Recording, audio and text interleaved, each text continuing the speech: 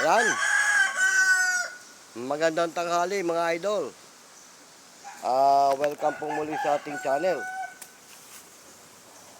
Narito tayo ngayon sa lugar ng Bataan na kung saan ay malimit kaming magbakasyon tulad ngayon. Baka abutin kami rito ng bagong taon. Dahil nga, meron kaming alagang baboy dito at ito'y manganganak. Baka mapapatapat pa ang panganganak nito ay tiyempong maghiwalay ang taon at 30, 31, ganyan. Kaya nandito kami ngayon. Pero gano'n, shoutout muna sa ating mga idol dyan, sa ating mga viewer. Saan man kayong panig ng ating bansa naroon, mga idol. Nawa ay nasa mabuti kayong kalagayan hanggang sa mga oras na ito. At syempre naman, mga idol, bago ang lahat, ay binabati ko kayo ng isang magandang tanghali, maging sa ibayong dagat, saan man kayong panig ng ating mundo naroon, binabati ko kayo ng isang magandang tanghali. Hindi mo, idol, napakasarap ng pwesto rito. Mahangin. Ayan, oh. Bagamat tirik na tirik ang araw, katanghalian tapat, wala ka mararamdamang init dito. Presko. Dahil napapaikutan to ng maraming puno. Ayan, oh. Oh. Ito nyo yan. Oh. Oh, dito sa kabila, oh. Diba? Oh. Hindi man lang pinapasok ng sikat ng araw itong lugar na to. May mga ilan-ilan na nasisikatan pero mas lamang ang malilim. Kaya napakagandang pwesto dito, mga idol. Shoutout nga pala doon sa aking mga kabarangay dyan, yung mga kasama ko sa Lupunto ko Pamayapa. O lalo na yung mga ka-duty ko. Nabanggit ko na to nung bago ako umalis na pupunta kami ng Bataan, di ba, idol? Ito kami ngayon dito. Kaya nga pala, baka sa Lunes ay hindi ako makaka-duty gawa nung baka abutin na kami ng bagong taon dito. Oo. Kaya bahala na muna kayo dyan, mga idol. Kita-kita na lang tayo siguro sa January. At maging sa Christmas party natin, hindi na ako makaka-attend. Diba? Pero okay lang naman. Mag-enjoy na lang kayo. Ha? Ikain nyo na lang ako. Isayan nyo na lang ako. Kasi dito tayo ngayon eh. At mas importante itong pakay natin dito dahil manganganak nga yung aming baboy. Oo. Kaya nandito kami ngayon. Dapat tiyempo naman kasi na kung kailan maghihiwalay ang taon doon pa yata manganganak ito. Kaya parang kumbaga wrong timing. Maging ang kasiyahan dyan sa atin sa lugar natin, wala. Hindi tayo makakadalo. Dito, idol, nakaranas na kami magbagong taon sa lugar na to. Nako, tahimik na tahimik. Okay, may mga putukan konti, pero katapos noon lana. Hindi kagaya dyan sa atin, sa Metro Manila. Halos parang walang tulog ang tao. Magdamagan, di ba? Pero okay lang. Importante, magampanan ko yung ano ko rito. Kaya kami nandito, ayan oh, presko pare oh. Ang sarap ng hangin. Kaya malimit kami dito. Lalo pag mga summer, sarap dito.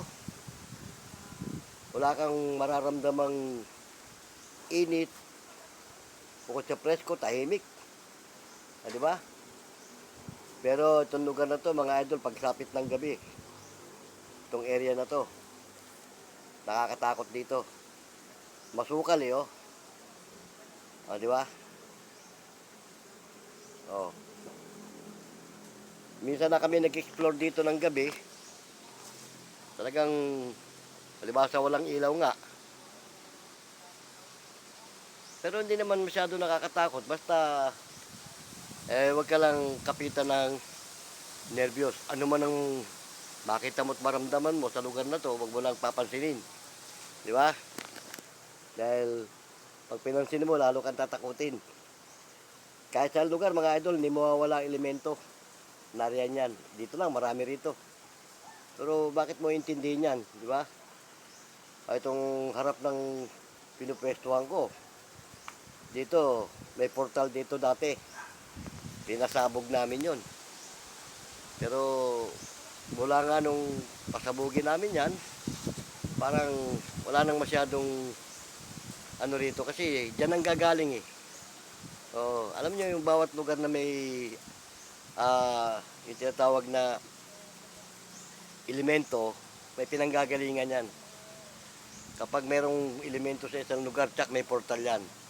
Kalimitan ng mga portal na ginagamit nila, yung mga malalaking puno na yan, at yan, gaya itong puno sa may tapat ko na yan, oh. Yan. Doon. Dito sa may bandang likod, yan, may puno ng kawayan dyan. Yan sa may puno ng kawayan, nandyan yung portal. Oh, yan yung likod na yan.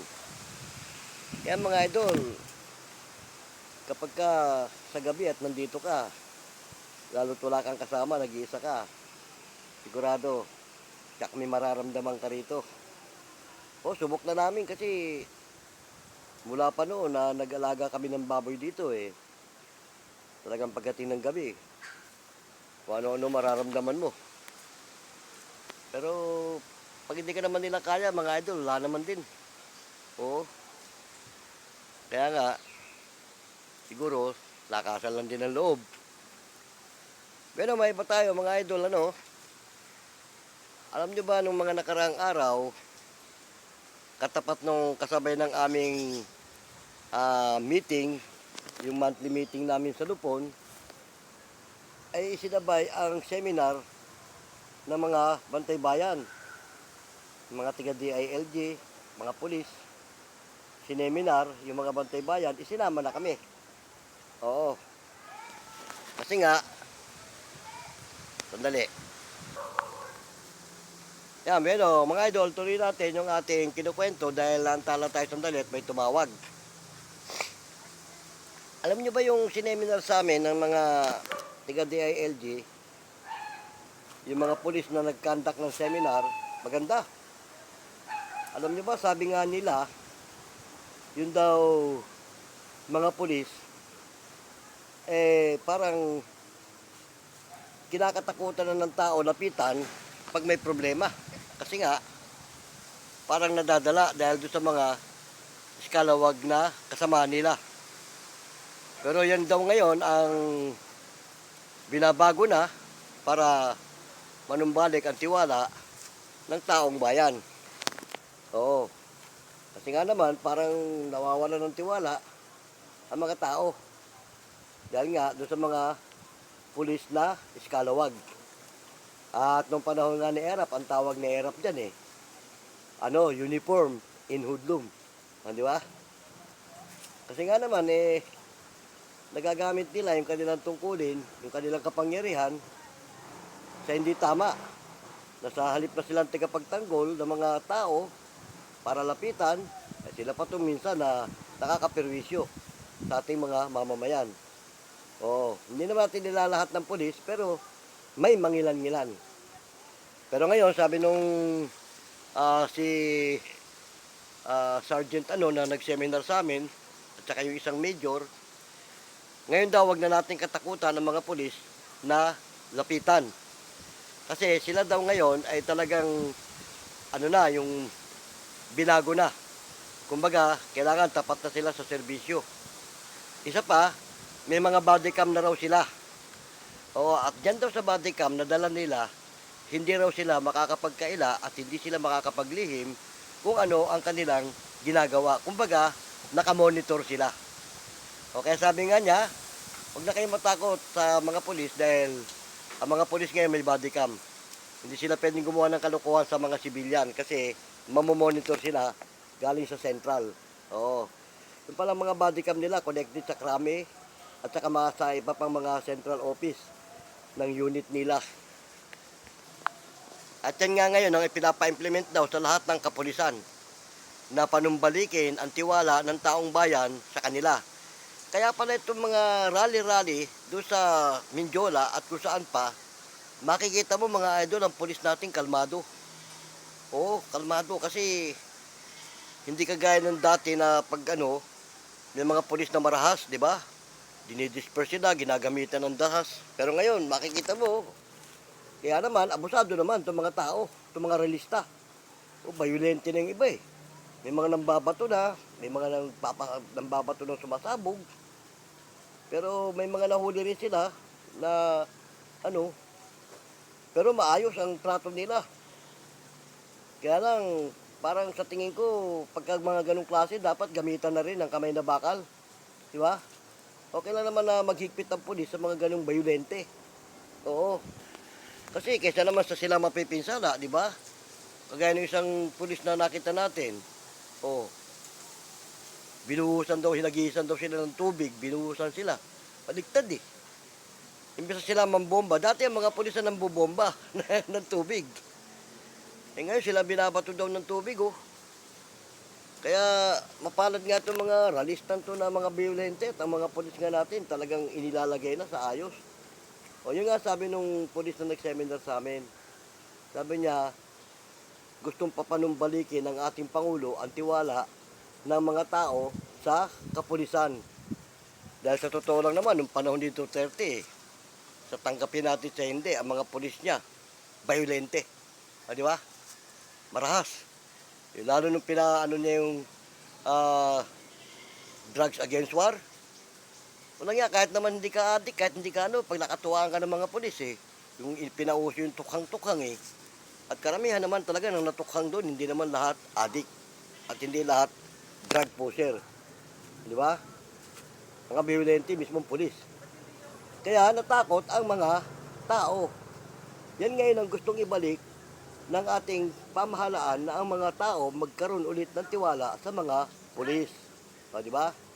Ganon. Kaya mga idol, maganda yung tinuturo ng sineminar sa amin. Oo. Hindi pa na pwede makapagduko ngayon ng mga pulis dahil meron silang mga body cam. Nakamonitor daw sila. Eh, meron pa nga nagtanong eh. Eh di, para wag ka mamonitor sila, patayin mo yung, yung cam, yung camera mo. Sabi niya, hindi pwedeng patayin yan kasi once na naka-duty ka, naka-on yan. Pag pinatay mo yan, lalo kang malilintikan dahil gagawa ka ng report. Oo, bakit hindi ka nila mamonitor? Nasaan ka ng mga oras na yan? Anong ginagawa mo? O, di ba? Eh sabi niya, magtiwala na kayo ulit sa mga pulis. Dahil may mga bodycam kami. Pinakita pa nga yung bodycam, sabi niya yan. Ito, seminar natin to, nakamonitor to. Oh. Nagkakandak talaga sila ng mga seminar ngayon sa bawat barangay, lalo na yung mga barangay tanod. Sineseminar nila. Itinuturo ang tamang pamamaraan kung paano sila re-responde pagdating ng may gulo. Oh, ganyan. Kaya yun, yan ang gustong ibalik na tiwala ng tao. Kaya sabi nga niya, sana mga tao, sana manumbalik ang tiwala sa aming mga pulis. Hindi naman lahat sabi niya ng pulis talagang iskalawag o ano. Pero sabi niya, hindi natin masisisi mga tao dahil nga doon sa mga kapwa namin pulis na gumagawa ng kalukuhan. Di ba? Maganda rin paliwanag nung na yun. Lalo yung huling nag-discuss. Ang galing niya. Diniscuss niya kung paano re-responde ang mga bantay bayan, kung paano isi-secure yung area kapag may nangyaring insidente. Ganon. Oo. Kaya maganda rin. 2 araw seminar eh. Oo. Kaya lang, hindi kami masyado nakapag-ano dahil nga may meeting kami. O, napasabay kasi sa meeting namin, kaya balik-kalahating araw lang kami na nakadalo. Pero may mga kasama rin kami, pagkatapos sa bumalik doon. Oo. Pero ako hindi na ako nakabalik mga idol kasi eto nga punta kami sa Bataan eh. O, andito nga ako ngayon, no? Kaya doon sa mga pulis na yun, saludo kami sa inyo, sir. Oo. Sana talagang panatilihin nyo na yung pagiging sa tao. Police community talaga. Alam nyo ba nung araw, miyembro ako ng PCRG, Police Community Relation Group. Oh, yan. Yon, nag-aano sila sa mga barangay Kumukuha sila ng mga tao na makakatuwang, parang police aid. O bukod sa mga barangay tanod, yon, pagka ano, magsiseminar ka sa kanila, sa Camp Crame mismo, doon, tapos tuturuan ka kung paano mga tamang sistema, may matututunan ka. Eh ngayon, ewan ko lang kung may babalik yung ganong sistema na PCRG, Police Community Relation Group. Yan yon, sa Camp Crame yan eh. Pero maganda rin sana kung talagang ang ating mga kapulisan ay talagang malagay na sa tamang proseso. O para naman ang tiwala ng taong bayan, manumbalik na. O di ba tama?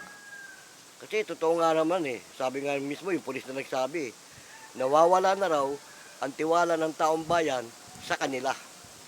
Kaya yan ang gusto nilang maibalik. O di ba tama? Ang ganda layunin, di ba?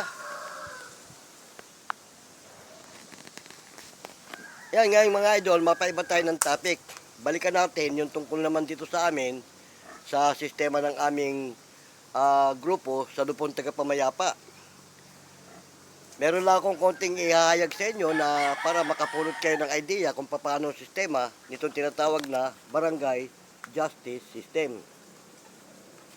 Mga idol, ang proseso kapag magpapile ka ng reklamo, punta ka muna sa himpilan o sa headquarters ng mga Bantay Bayan o nung mga barangay tanod. Tapos magpapile ka ng complaint mo roon. Pag nagpile ka ng complaint doon, kung gusto mong iakyat yung reklamo mo sa barangay captain hanggang sa makarating sa Lupon, i-specify mo na yung reklamo mo, formal complaint, gusto mo talagang magkaharap kayo nung nirereklamo mo. Kasi dalawang klase yan pag nagpa-blatter ka eh. Blatter purpose, for future reference, o yung blatter talaga na tuloy reklamo. Yan, klaruhin mo kung ikaw magpapile ng reklamo. Kapag nakapag-file ka na ng reklamo, iaakit yan ng Bantay Bayan sa amin, sa tanggapan namin sa Lupon Tagapamayapa para suriin yung reklamo mo kung nararapat ba sa barangay o para ka direkta sa pulis. O, kasi kaya meron kaming Lupon for the day na naka-duty. Araw-araw yan. Nire-revisa, sinisiyasat yung reklamo kung para saan. Kasi pag para sa barangay, matik yan. Akyat yan sa barangay captain. Papasok yan mga idol sa mediation. Oo. Pag pumasok sa mediation yan, sa barangay captain, 3 consecutive hearing at hindi yan naayos ng barangay captain, ibabato yan sa Lupon. Ganon mga idol. After that, pag nasa Lupon na yan, bubuo ng pangkat ang Lupon. Isang presiding, isang secretary at isang member. Ganon. Pagkatapos, i-hearing kayo, ano yung reklamo mo. Kapag hindi pa rin kayo nagkasundo, ayan na, dyan na babagsak yung tinatawag na certification to file action. Ito mga idol, advice ko lang kapag meron kang reklamo at hindi kayo nagkasundo, gusto mo siyang ituluyan sa korte, i-issuean ka ng certification to file action. Ngayon, kapag na-issuean ka niyan, kailangan i-pursue mo. Dalhin mo sa hukuman yung reklamo mo. Kasi, pag binaliwala mo yan, at nagkaroon ka ulit ng problema, the same matter, magkakaroon ka ng problema dyan. Kasi, bakit? Binigyan ka na ng certification to file action. Hindi mo inintindi. O, di ba? Maanuhan ka dyan, mai-issuean ka nung bar counterclaim. Oo, hindi ka na pwedeng mag-file ulit. Kasi, inignore mo yung ganyan mga idol. Halimbawa, humingi ka ng certification to file action, tapos hindi mo naman pala itutuloy ang reklamo mo. Mismo yung kaatraso mo, kausapin mo, tanungin mo kung gusto niya makipagkasundo. Pagka gusto niya makipagkasundo, bumalik kayo sa barangay para magkaroon kayo ng formal amicable. Ganon, di ba? Ngayon, kung talagang ayaw niya, tuloy mo reklamo mo. Isampa mo sa taas. Bahala na kung anong mangyayari. Kasi para wag naman mawala ng saysay yung reklamo mo. Kasi may nangyayari niya sa amin, humingi ng certification. After 2 days, 3 days, tinanong ko kung ano nangyari sa certification to file action. Kamukat-mukat, sabi niya, sir, nagkasundo na kami. Oh, out of the barangay, nagkaroon sila ng amicable. Paano ngayon kung dumating yung time na nagkagalit sila ulit? Di ba? Yung nga sabi ko, kung dumating yung time na nagkagalit kayo ulit, ay meron ka ng certification to file action. Kakaproblema ka dyan, di ba, idol? Advice lang natin yan. Kaya doon sa mga gustong humingi ng certification to file action, i-force nyo, huwag nyong baliwalain. Para wag naman masayang pati yung effort ng mga lupon na humarap sa inyo. Di ba? Ganon. Tapos ganito yan. Hindi lahat ng reklamo po pwede sa barangay. Tulad ng mga serious physical, pwede mo nang irekta yan sa police. Police matter na yan eh. Tapos yung mga corporation, hindi rin pwede yan. Pwede yung corporation kung individual ang irereklamo mo. Ayan, kung ang irereklamo mo individual sa corporation, pwede yon. Pero kung yung buong korporasyon, hindi pwede. Erekta mo na yan. Pwedeng sa police o mismo sa prosecutor. Kasi may limitasyon ang ng barangay. Ngayon, halimbawa, kahit hindi saklaw ng kapangyarihan ng barangay, kung gusto mo na diyan kayo magkaayos, pwede naman yon. Kausapin mo yung kailangan mag-usap kayo. Nasa barangay na lang natin ayusin to. Pwede naman yon kahit na hindi saklaw ng kapangyarihan ng lupon tagapamayapa. Pero, hindi kami pwede mag-issue ng tinatawag na amicable. Kasi hindi saklaw ng kapangyarihan namin yan. Magkakasundo kayo sa harap ng lupon, kayo-kayo, may mga witness kayo, pipirma ka, pipirma yung kabila, pati witness, kayo-kayo. Labas ang lupon. Kasi mati-technical naman kami doon. Hindi saklaw ng kapangyarihan namin yun eh. Kumbaga, a-assist lang kami sa inyo. Parang ganon. Kumbaga, mamamagitan lang kami kung ano mapag-usapan nyo at mapagkasunduan nyo. Lalo na kung hindi kayo nagkasundo. Hindi kami pwede mag-issue ng certification to file action para magiging witness lang kami sa inyong mga pag-uusap. Diba? Tama? Ganyan mga idol. Kaya, ang barangay, huwag nyong i-ignore kasi may kapangyarihan ng barangay na ipinagkaloob ng ating batas. Sa panahon ng matandang Marcos, yung barangay tanod na yan, at saka yung lupon tagapamayapa, etc.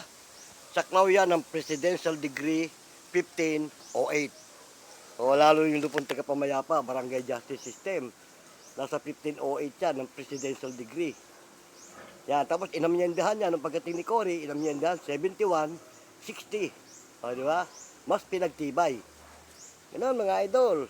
Kaya huwag niyong i-ignore ang barangay. Kasi anumang uri ng reklamo, pwede niyong idulog sa barangay kahit hindi saklaw ng barangay ang inyong reklamo, tatanggapin yan pero hindi sila ang tatrabaho.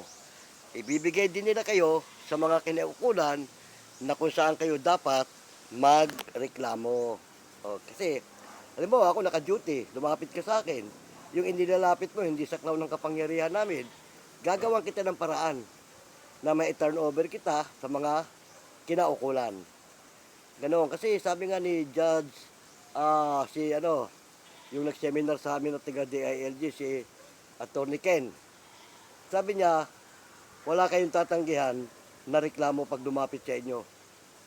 Tinuro niya kung paano paraan. Sabi niya, pag may lumapit sa inyo, tanggapin nyo, kunin nyo yung pangalan ng nireklamo, yung pangalan ng nireklamo, at kung ano ang kanyang reklamo. Kailan nangyari, anong araw, petsa, etc. bla bla bla. Pagkatapos niyan, gawan nyo siya ng referral o yung tinatawag na proper turnover para sa mga kinaukulan na kung saan sila nararapat. Pag inaakala nyo para sa pulis, turnover nyo sa pulis. Di ba? Ganon. Yan mga idol. Kaya, ang barangay, huwag nating i-ignorin, huwag nating mamaliitin. Kasi bahagi yan ng ating pamahalaan. At ang barangay justice system,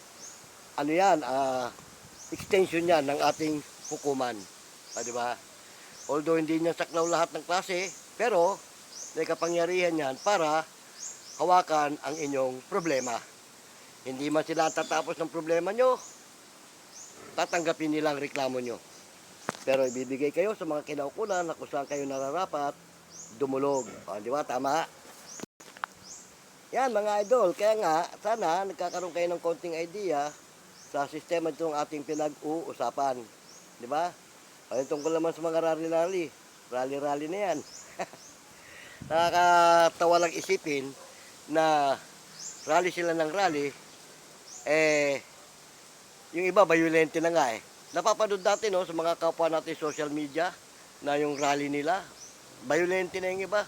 May mga nahulihan na nga ng tsako, meron mga nahuli na ng mga nakatakip ang muka, o di ba? Sinisita ng pulis. Tinatanong lang naman sila, bakit may takip ang mukha mo, ba't nakaganyan ka? O di ba? Kung talagang kasama ka sa relista, dapat naka-open ka, naka-open yung mga kasama mo, kayo yung mga nakatakip. Ano ibig sabihin? Di ba? Kahina-hinala, suspicious, character kayo, di ba?